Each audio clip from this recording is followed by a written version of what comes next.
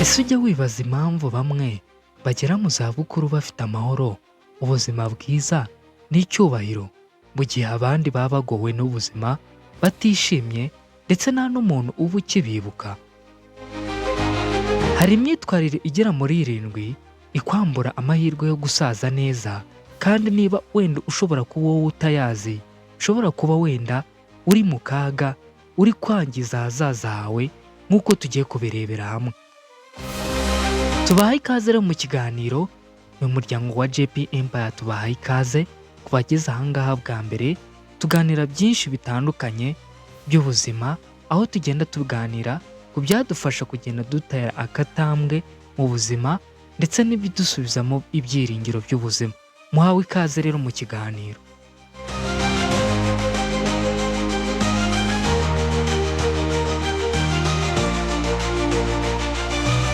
Imyitwarire ya mbere ikugeza cyangwa se ituma amasaziro yawe aba mabi ni ukudaharanira ubuzima buzira umuze. Ahangaha hisangamo gusanga nyine umuntu adakunda gukora siporo, kutita ku mirire wowe ufata mu buzima bwa buri munsi, usanga nyine akenshi rimwe na rimwe winywera inzoga, nyine ugasuzugura ubuzima bwawe. Ni kimwe gishobora gutuma nyine wo ku giti cyawe ugira amasaziro ameze nk'aho nyine adafite icyerekezo, kuko burya uba warangije ukiri mutoya, mbese ntacyo uba ukiramira mu busaza bwawe, bityo bigatuma amasaziro yawe aba mabi.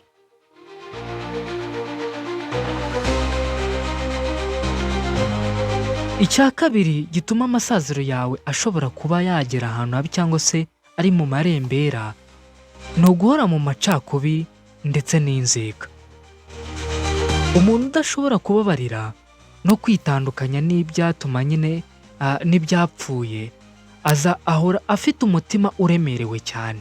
Wa muntu udahora nyine utagira imbabazi, kumva hari ibintu bimwe na bimwe ahora abitse mu mutima we. Burya uriya muntu aba afite amahirwe make cyane yo kugira ibintu bimwe cyangwa se ageraho mu buzima bizamwubaka kugeza mu masaziro ye. Guhora wishyiramo abantu, guhora wumva yuko ntacyo urageraho, ukumva nyine wowe ufite iyo negativite mu buzima bwawe igihe cyose. Iki kintu gishobora kutagira icyo kikugezaho mu buzima, bityo bigatuma amasaziro yawe uyashyira mu kaga kurusha uko uri kubitekereza, kuko nyine hari igihe uba wumva ubishakamo, hari inyungu runaka uri kubigiramo by'aka kanya, reka ngire gutya na gutya, ariko burya iyo negativite uba uri kwihingamo byanga byakunda, iba iri gutuma ahazaza hawe hifunga, bigatuma nyine utazagira amasaziro meza.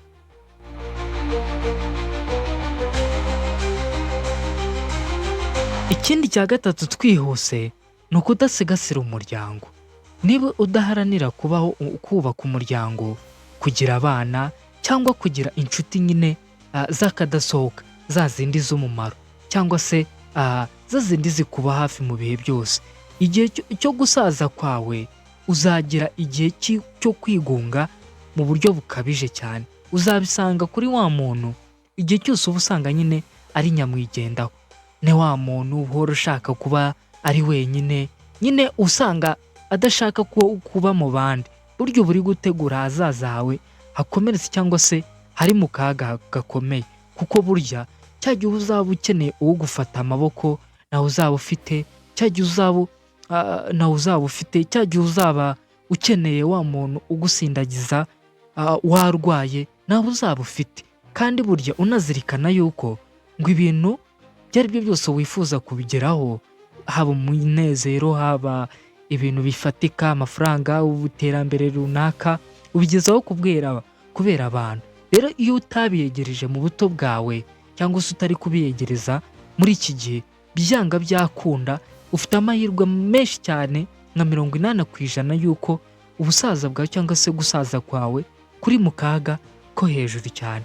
Ntucikwe n'ingingo ya 8 ya 7 ya nyuma turi busorezeho, ishobora kuba iri kugutera mu kaga cyangwa se kuzakugeza mu buzima buteye ubwoba. Ingingo ya 4 turi burebereho cyangwa se ukwiriye kuzirikana ni ukutagira ikintu urusha cyangwa se uhisha agaciro kurusha igihe. Kuba udafite ibyo usiga inyuma nk'ubuhamya bwiza, umurage cyangwa se ibikorwa byiza cyangwa se izina ryiza wahesheje cyangwa se wahesheje sosiyete. Muri sosiyete aha ngaha byanga byakunda, biri gutuma nyine uri gutuma ahazaza hawe hajya mu kaga. Biraza kwisanisha n'aha hejuru aho bamwe bakora ibikorwa nyine usanga batitaye, uvuga ati ninkunde mbeho cyangwa se mpemuke ndamuke. Aha ngaha burya hari ikintu gikomeye uba uri gusiga muri sosiyete. Uzabisanga ku bantu, uyu munsi wanze gufasha umuntu ariko ejo bijya bikunda kubaho, wanze gufasha umuntu cyangwa se ukamufasha mu buryo bumwe cyangwa ubundi, agusabye serivisi uyimuhaye mu buryo bwiza, ariko uko ubyutse ejo mu gitondo wenda ugiye nk'ahantu runaka ukazamusangayo, uzasanga ibi bintu bifasha kuko wa muntu burya agufasha mbere y'uko undi muntu wese agufasha. Rero niko bigenda n'aya masaziro yacu. Abantu beza cyangwa se ishusho nziza usize muri iyi sosiyete, byanga byakunda ntihabura nk'abantu bangahe muzakurana ukazabasanga mu masaziro yawe, bityo bagagufasha no muri icyo gihe nyine wagezemo kigoranye.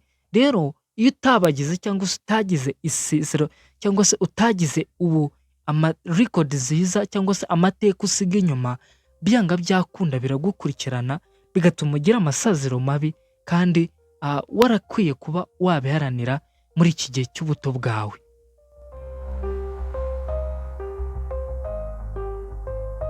Icya gatanu ni ugukoresha amafaranga nabi cyangwa se umutungo wawe nabi. Gutwarwa n'iraha, kutisigamira cyangwa kwirengagiza ko ejo hazaza hashobora kuba cyangwa se kuzigamira ejo hazaza hawe, bituma izabukuru zawe cyangwa se ubusaziro bwawe bushobora kugera ku rwego nyine utakwifuza cyangwa se utakwifuza kuba wabona aka kanya urimo by'uyu munsi. Aha ngaha ni ibintu byumvikana. Nimba uyu munsi cyangwa se ejo ushaka kurya neza, n'uyu munsi ukifuza kuba warya neza, byanga byakunda hari bimwe na bimwe uri bwigomwe cyangwa se hari ibyo uri buzigame kugira ngo ejo nanone uzabiryeho. Ariko nimba ushaka kurya neza uyu munsi utari kuzigamira, utifuza no kumenya uko ejo bizaba bimeze, byanga byakunda uri kuri high risk y'uko ibintu byawe cyangwa se ejo hazaza hawe ashobora kuba hateye ubwoba. Izigame rero uko bishoboke ko ariko kose, mena amaraso menshi muri ibi bihe kugira ngo mu bihe byiza cyangwa se mu bihe bibi uzagire umusaruro ufatika uzaba ufite wo kugutunga mu bihe bigoye. So ni byiza rero kuba wakwizigamira mu buto bwawe mu buryo bufatika cyangwa se muri buke ugenda utoragura kugira ngo amasaziro yawe byanga byakunda uzayahesha agaciro mu byo ukora mu buzima bwawe bwa buri munsi. Icya gatandatu twihuse, ni ukudashaka gukura mu bitekerezo.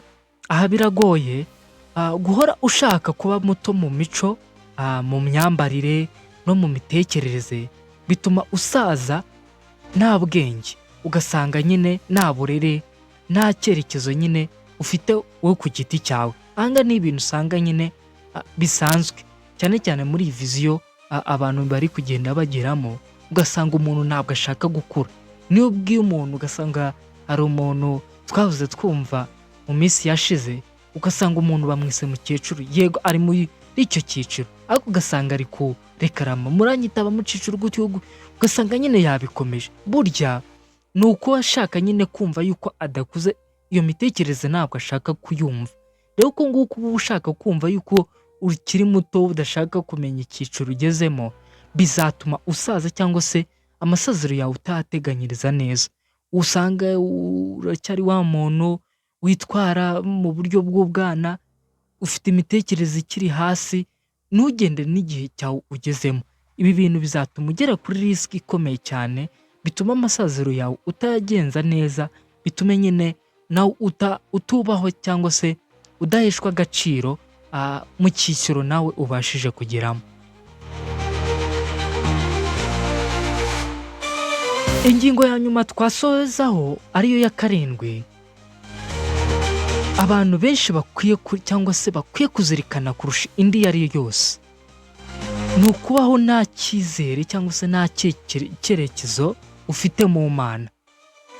Mu buzima bwose waba ubayemo akenshi uba usanga bushingiye ku Mana, ariko usanga abantu benshi babaho nyine bavuga ati njye ndabaho gutya, ndagenda gutya. Yego burya nubwo kabone nubwo waba utizera yuko wenda itabaho, byanga byakunda uba ugomba kugenekereza ukavuga ati se ubundi nimba nta bihamya runaka 100% mfite ko ibi bintu wenda nshingiraho ko nta Mana iriho ntabyo mfite, ubundi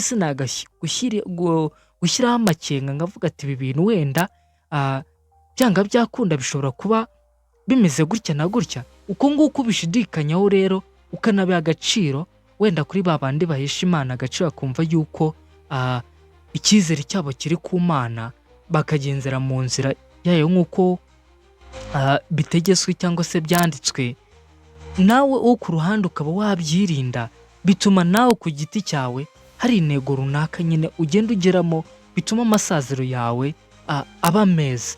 Bityo rero ukazirikana yuko urugendo rwawe uko warukora rwose burya hamwe n'Imana iba ifite impamvu. Hari ababyita ko ni kamere y'ubuzima, hari ababyita ko ari uko Imana ibigena. Buri muntu wese uko abyakira cyangwa se uko abyizereramo aba akwiye kuzirikana ko nyuma yabyo hari impamvu. Rero amasaziro yawe ugomba kuzirikana yuko ari wowe uyategura, uko byaba bisa kose ni wowe ugira uruhare runini mu mikorere cyangwa se mu ejo hazaza hawe. Kubabashije gutangirana natwe rero mukaba mwakunze iki kiganiro cyacu, umuryango mugari wa JP Empire, kutarakanda subscribe tugusaba kuyikanda, ukande like unasharinga kugira ngo ibi biganiro byacu dutanga aha ngaha, izi mpuguro tugenda twunguka aha ngaha kuri uyu muryango ujye ugera no ku bantu nyine benshi kandi mu buryo nyine twabyumvishijemo. Rero ko batangiranye natwe reka mbashimire. Yari JP Empire kandi mwakoze kubana natwe, murakoze cyane.